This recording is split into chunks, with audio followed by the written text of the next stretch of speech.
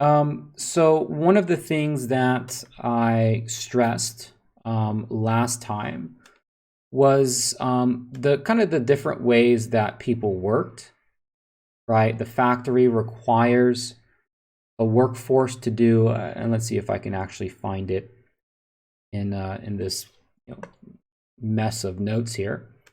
But the type of work that was required in the factories was different than the type of work that people had done before in a couple of different ways. We had mentioned about all these things, right? In general, wages were low, hours were long, working conditions were pretty poor, they were pretty dangerous in most of the factories. We might also add that as opposed to working on the farm where everything was dictated by nature, in the factory system, everything is dictated by the clock. I think we'd mentioned this a little bit when talking about the chapter on the Industrial Revolution more generally, in the steam engine. The Industrial Revolution in a lot of ways is the ability for people to overcome the natural world. So whereas before on a farm, one might begin their workday when the sun came up, and sort of the natural world dictated how hard one needed to work. It was still hard work, right, on a farm, no doubt about it. But it was, it was different. The workday was from sunup till sundown, and that differed whether it was summer, spring, or winter. With the factory system, the steam engine can essentially run 24/7. And so it didn't really matter whether it was winter or summer or nighttime or daytime. Work was around the clock. And again, this was kind of breaking free from maybe some of those natural constraints. In the farms, men, women, children tended to work together. In the factories, they tended to work, separate, right? Children worked in the factories, women worked in the factories, men worked in the factories. And so this was a major sort of disruption. The type of work was different. It was typically unskilled labor, right? The machines did most of the work for you. It was what we might call, go ahead and do this here, right? We said dangerous, repetitive. It could have a psychological impact. You can imagine what a job would be like standing there 16 hours a day, just like pulling a lever over and over and over again. If some of you have worked repetitive jobs, you begin to do these things in your sleep almost. So it definitely changed the landscape for which, how people worked. And these new working conditions, which certainly weren't ideal, led to the creation of organizations referred to as unions, right? So a union is a group of workers. Actually, we have it up here already. And, that led to, people trying to fight back for essentially better working conditions. So when we think about, how goods are made, everything that we said last time about, the actual economics of it, right? How more goods were produced, cheaper goods, the quality of goods. We also want to add the, this point about rapid urbanization up here, the fact that everybody moved to the cities to work in the factories, right? That's certainly true. But we'll go one step further and look at greater society here. So this should be, right, new notes. The Industrial Revolution, we shouldn't really need a definition for that. But in terms of society, society is, social. It's kind of, how does it change the way that everyday people function? And the Industrial Revolution had a significant impact on the way that just kind of, society was structured and organized. It led to, like we said before, greater material wealth, pretty much for everybody, but also led to greater inequality. And what we mean by inequality is the gap between the rich and the poor. So, in a sense, you could say the old saying of a rising tide, or was it a rising tide floats all boats or something like that? whatever the saying is. That's true. Everybody in general benefited from the greater material wealth that factories could, essentially could produce. But those who controlled the means of production, the rich and especially the middle class, they benefited much greater than the working poor. And essentially in these large cities, you had a new class system. And this was, as a result of the new industrial, society. At the very top, you'd have your factory owners. They're the ones that actually own the machinery. They're the investors. You might have a middle class. The middle class is generally what we'd consider white collar work. I don't know if collar has actually 2 L's or 1 L, but anyways. And that was like the managers of the factory.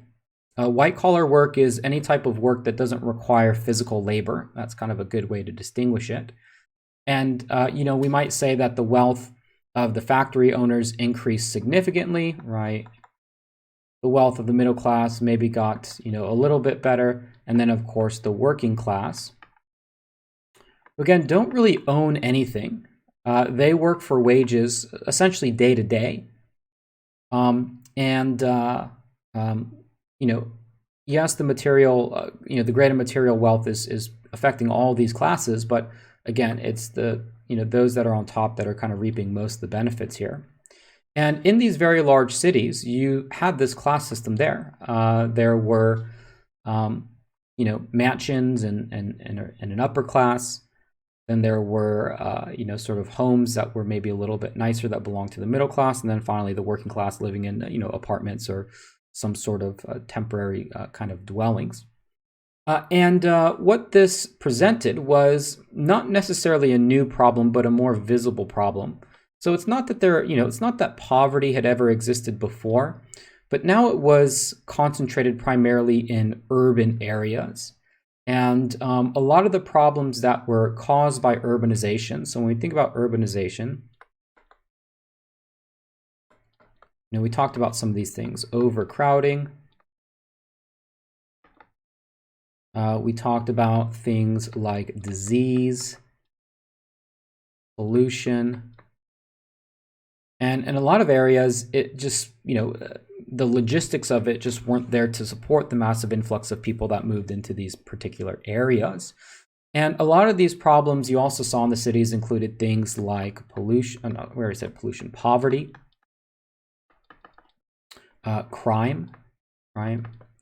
And this is really what characterized kind of we're talking about the early 19th century.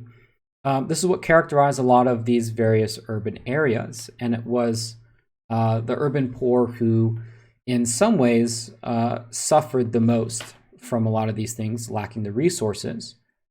Probably those who were worse off than some of the urban poor, many of the immigrants, were the free blacks, were few in number. But still faced we'll say discrimination. There was a certain,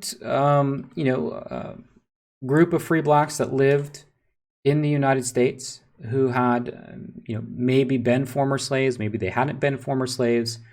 They may have been emancipated in the North during the gradual removal of slavery. They may have been slaves who escaped from the South into northern territories. But still, even in the North where slavery was illegal, state and local laws in a lot of areas, now it wasn't uniform, but in a lot of areas, kind of put free blacks as second-class citizens. So for example, something that was not universal in the North was something like the right to vote. So whether or not free blacks in the North, specifically black men, had the right to vote. And that wasn't always the case, depending on various state and local laws. A lot of these problems in the cities, right, the disease, the overcrowding, the poverty, the crime, a lot of these things, especially for early reformers of the era, were blamed on, the actions and morality of the urban poor. And so for some, the solution to this was things like alcoholism. Now, there's no doubt that alcoholism was a problem in urban areas. What was different here, I would say, was that it was a little bit more visible. And it was the connection that was made between alcoholism and a lot of these issues in the society. So we might say about alcoholism, we'll say it was blamed. Actually, we'll say this about the urban poor as well. Was blamed for urban problems. Chapter 12 is a chapter all about reform movements. So we'll talk more specifically about the efforts by people to try and solve a lot of these problems in the cities. But again, it was made possible by the fact that in order to get a job in a factory, one had to move to where the factory was located, and that typically was the city. And so that was kind of a big pull factor there. It takes a little while, but in 1920, the United States moves from a rural to an urban nation. So while it's still true that most people still live on farms, between 1815 and 1850, it is a process that is kind of rapidly, maybe not so rapidly, but certainly transpiring. This new type of industrial society did give some social and geographic mobility. So social mobility, that is the ability to move up. We'll just say move up in the world. We usually mean economic. So for example, if we look at our industrial class system here, social mobility would be how easy or hard is it to move from the working class to the middle class, or the middle class to the factory owner class. If a society is socially mobile, it means that it's very easy to move up these areas. If it's socially immobile, that means that it's very difficult or impossible to move up. And the Industrial Revolution, while it did create greater inequality, it did give at least a little bit of a degree to social mobility, especially moving into this middle class, which really hadn't existed before, right? And people are able to, kind of join in this middle class here. Also through things like stock markets and, the ability for the middle class to invest into companies, corporations. You might also have members of the middle class jumping up to the other class. It doesn't mean that it was easy, and it didn't mean that it happened very frequently. But there was some there. The biggest part, or the more significant part to this, is the geographical mobility. And that is the ability for people to move. And people moved as a result of the Industrial Revolution like no other. Of course, new jobs in the factories gave people the opportunity to escape the farm. And that, for a lot of people, was reason enough to do so. Whereas before, you might have families that inherited one plot of land, and generation after generation after generation after generation of that family was farmers, and they kept that deed or title. But also due to trains, which also made it very easy and cheap, a lot cheaper to move from one place to another. So the United States was on the move, so to speak. If you go and read the source, Alexis de Tocqueville, he talks about the way that American society is just constantly moving. He says things like, in America, people will plant their garden and then move before they even wait to see if it grows, right? Or in America, they start building a home and then they move out before the roof is even on top of it, right? And that's a stark contrast. Tocqueville's from France, a stark contrast for, especially kind of the way that much older societies, like in Europe, are. So dramatic changes to society in terms of like different class systems, but also big changes to the family. Like we mentioned before, one change brought about by industrialization was quite literally the physically breaking apart of families. Whereas on the farm, children, women, and men would all work together, more or less. Now they were employed in the factory system separate from one another. But it also gave rise to kind of like a different culture. And we refer to this sometimes as the cult of domesticity. And the cult of domesticity is a culture that is primarily concerned with what are the roles that men and women play in society, right? So we might call this, we'll call it 19th century culture. Now, the cult of domesticity was the most intense, and maybe we'll go ahead and make a mark here. Hello. The most intense in the middle class, right? This was a middle class culture because more or less what the cult of domesticity states is that men and women occupy separate spheres, right? So in terms of like what men should do and what women should do, the cult of domesticity stated that for men, their role in society is in the public arena. We could include the economy in this. This is probably most clearly evident when it comes to holding public office, like voting and politics. For women, their role is different. Their role is in the private. And so this idea of separate spheres, right? Men's role is in the public world, women's role is in the private world. Now, why this was most intensely felt by the middle class was typically because the working class, the working class could not get by having men work and women not work, for example.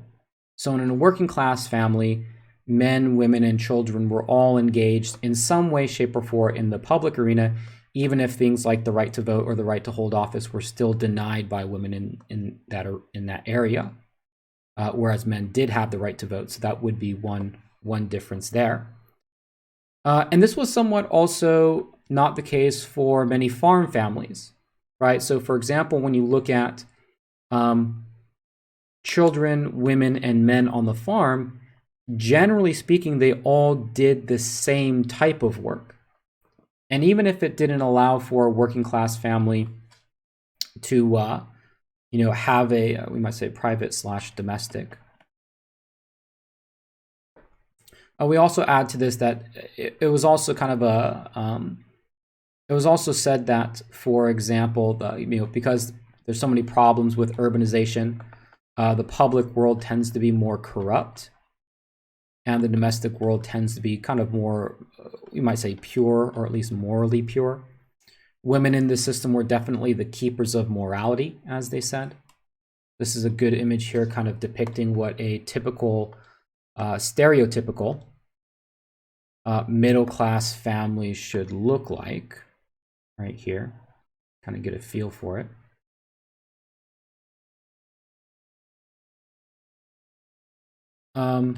What was the point that I was just saying about I was saying, even if, the benefit wasn't awarded to working class families for women just to simply stay home, even the jobs themselves were very much gendered. So for example, if women did work, they tended to work almost exclusively in the textile industry. They might also work as domestic servants, whereas men might be more engaged, and again, this is among the working class, might be more engaged in things like, I don't know, mining or any sort of other type of typically, masculine industry of sorts. So it was most intensely by the middle class, but, did affect kind of all parts of society. And, this was not just culture, because it was. So things like literature, books, magazines, stories, etc., etc. But at least in the case of things like holding public office and voting, this was also in many ways enshrined in law. And one thing that made the cult of domesticity almost a purely northern phenomenon, right? Almost, not quite, but it's definitely more intense here than the South, was again the ability for this middle class to arise. When we talk about Chapter 11 and the different type of classes that exist in the South, there generally isn't a middle class here. And again, a middle class would be a class in which the people are employed in white collar work. They don't actually require any type of physical labor. Material standard of living includes a lot of luxuries like furniture and books.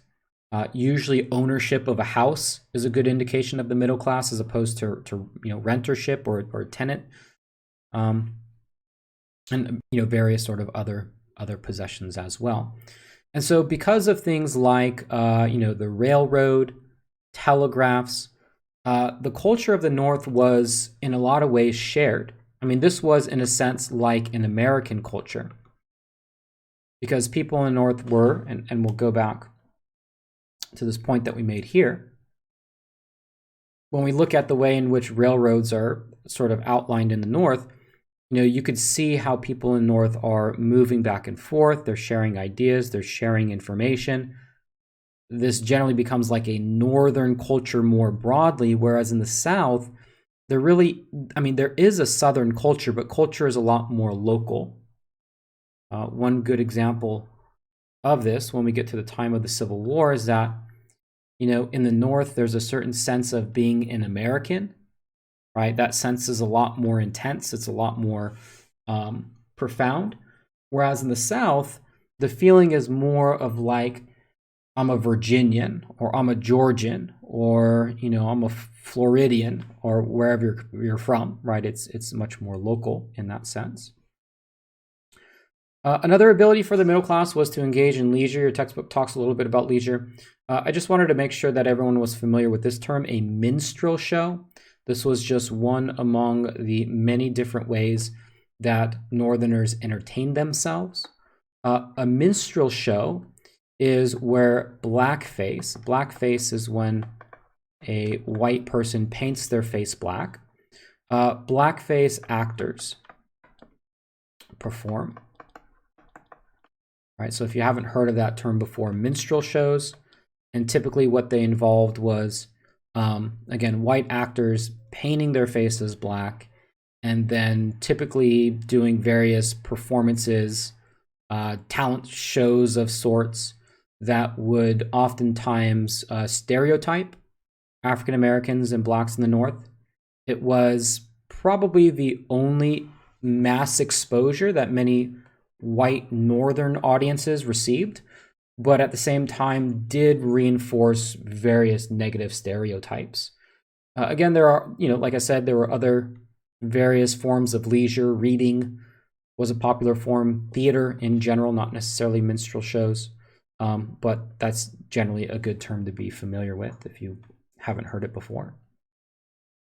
Okay, so all of that, right? So all of this stuff that we talked about here all has its roots in this adjustment, right? The shift from making things with your hands to using and harnessing the power of steam engines to centralize production into a factory, and how that changes kind of all these things. So any questions about industrialization or the consequences of the factory system?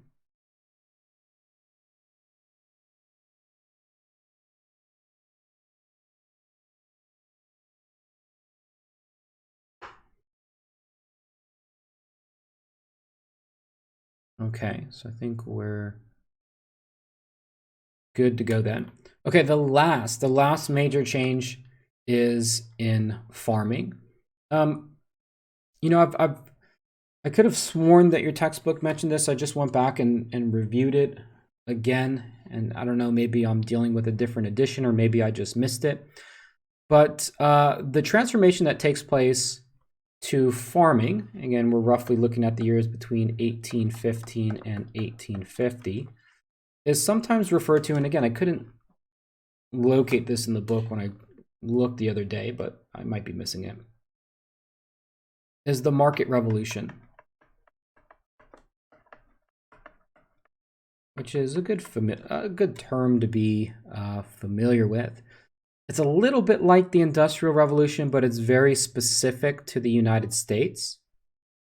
And the market revolution, or the change in farming, is kind of, there's one underlying change going on, and this is it. And pretty much what the change is that farmers go from growing, right? So farmers grow food to eat, which is what they did historically. And then after the market revolution, they grow food in order to sell it, right? That's just about the gist of it. So before the market revolution, farmers were growing primarily to eat their own food. After the market revolution, they're growing it to primarily sell it. What makes it possible, right, is the urbanization and industrialization, specifically the train. All right, so if we think about, if we can just draw kind of an outline of what's going on here. So we already said rise of the cities, right, and the factories. All right, there's your factory there.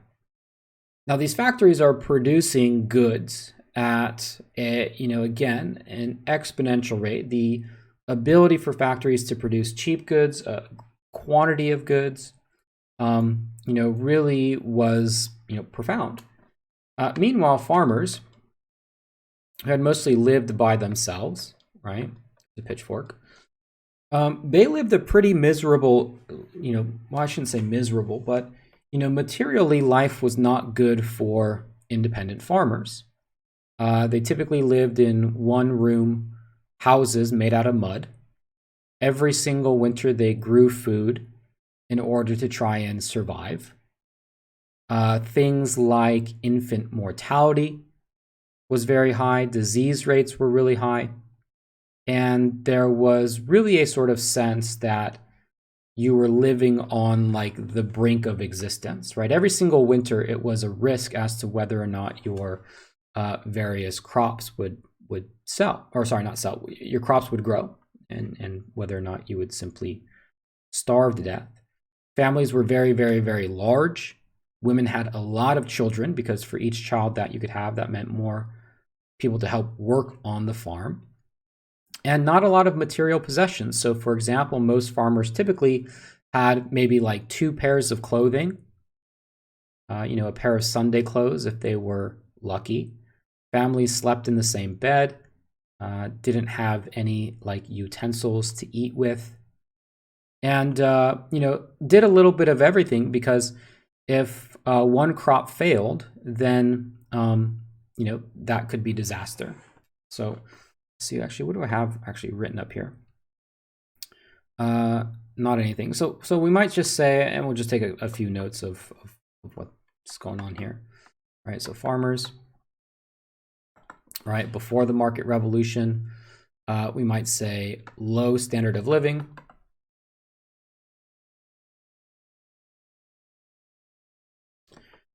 We might say many children, a variety of crops, right? Because again, you don't want to grow all one thing and then have that one thing fail. You don't want to follow the example of Ireland, only grow potatoes, and then when the potato famine happens, everybody starves. So you kind of grow a little bit of everything. But what's also true about these pre-market revolution farms was that, because life was kind of constantly on the edge of, existence, essentially, it also required that you get along with your neighbors. So at the same time, there was a very strong sense of community, because if your crops failed, you were only within walking distance of your neighbor, and they were going to be your only lifeline. So communities were very much strong, right, in this. And this was the way that people lived for a long time, with some minor advancements in with some minor advancements in technology. A farm family in the United States in 1750 would be like pretty similar to a farm family in like England in the year 1300. Not really too much different. And the entire goal for farmers was simply to do 2 things. One was to survive, and then the other one was to pass your land down to your children. And if you did those 2 things, then you essentially did, lived a good life. Well, like we said before, a lot of changes taking place with industrialization, the rise of factories, and specifically the most important part of this was the rise of the railroads. And so railroads began making their way across the north, specifically, right? So we'll say rise of cities. So the rise of cities is, we'll say about the rise of cities, of factories, producing goods. And the Old Northwest, that is an area, go back up here on our map. It's kind of in this Ohio, Indiana, Kentucky region. And again, you can kind of see here where we're talking about and how this transformation takes place. I mean, it's also in this area too. So, maybe we'll just sort of identify, this is kind of where we're talking about. Right, the difference there. And of course, the difference is the arrival of trains and railroads. And this allows for then these people who had lived relatively isolated in these strong-knit communities to be connected with the market economy. And that's where the market revolution comes from. Market, just as a basic term, is any place where people buy and sell.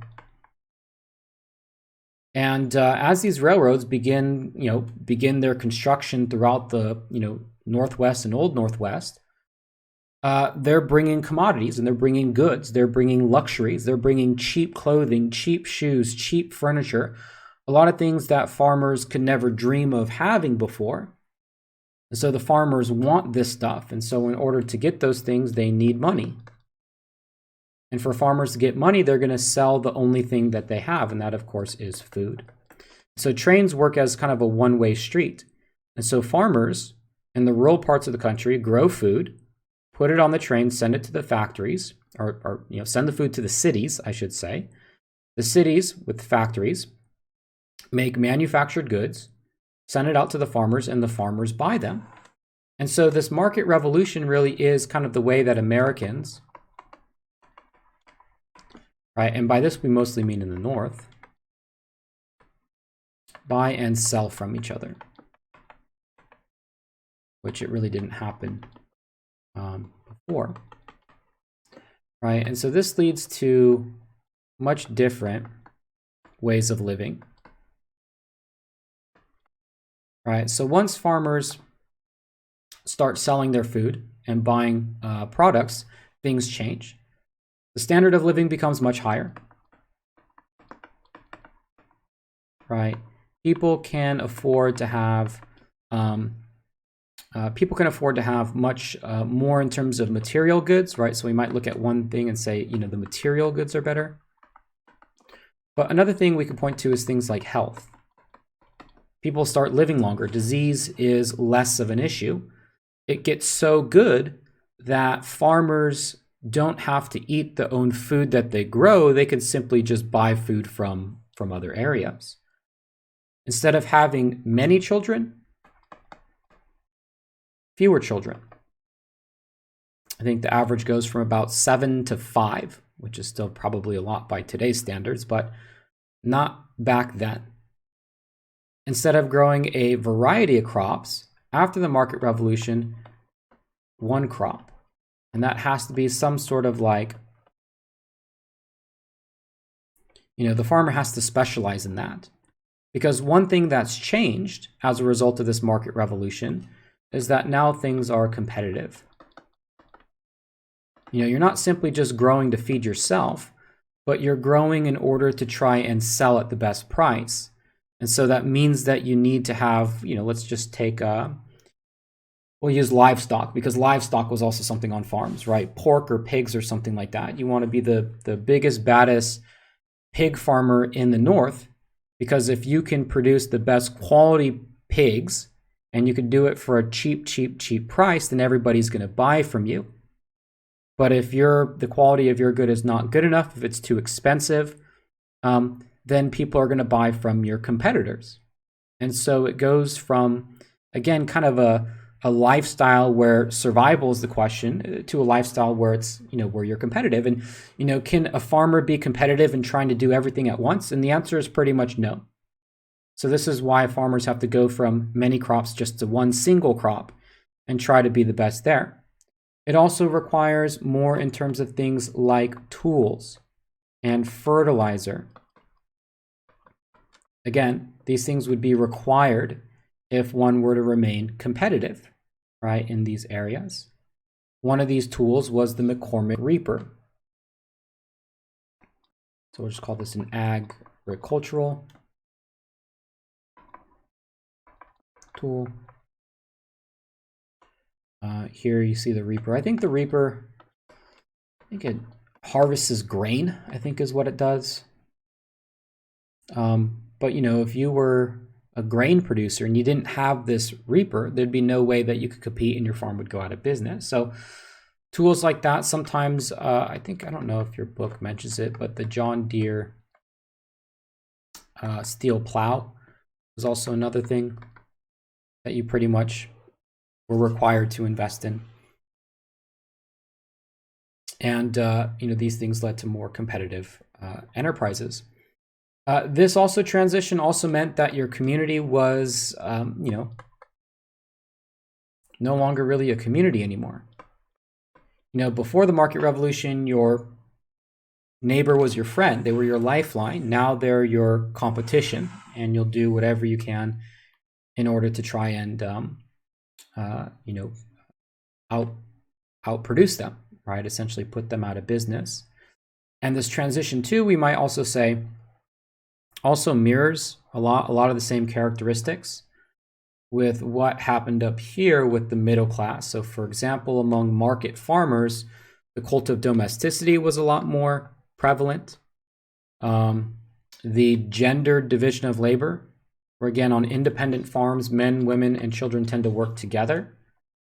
Here again, you have the rise of kind of that domestic sphere and the public sphere. Homes were decorated in a way that led to privacy. Houses were painted, fences were put up, bedrooms were installed. Individual people got their own bedrooms in these market farms. And the home was something that became different than the barn. I mean, really early farms were like just, barns for people. Interestingly enough, in this time period, they had to kind of make certain rules against things like bringing animals indoors or spitting indoors. This was the rise of kind of this, different private and public area, even when it came to things like farm life. So when we think about the transitions with farmers, think about all of those things, right? And again, the basis of this is that farmers are going from growing their own food to consume it to growing their own food to sell it. So that pretty much wraps up chapter 10. Any questions about anything in this chapter?